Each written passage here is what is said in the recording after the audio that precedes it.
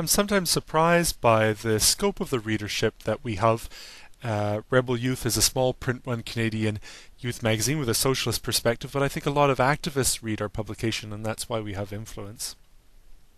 We've been publishing some form of magazine since the 1920s, but we chose this title because people say that it's impossible to have a revolution in Canada because we're so close to the United States, but look at Cuba, and so we took it from the name of the Cuban Revolutionary Youth.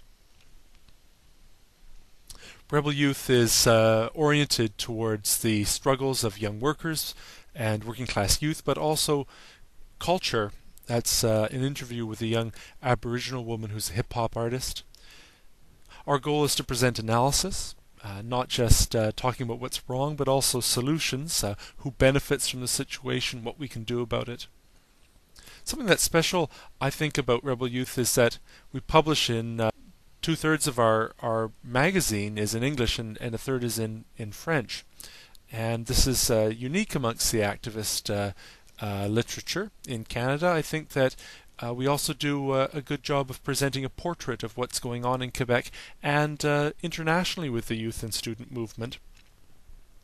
Our perspective is oriented towards the global south, and it's also anti-imperialist, which a lot of young people are very interested in these days.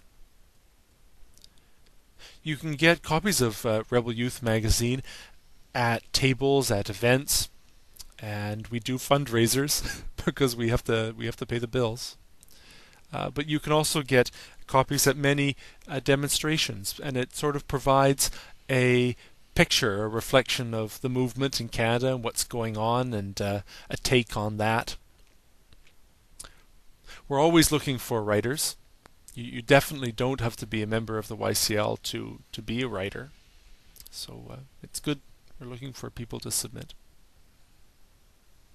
We think it's a good magazine.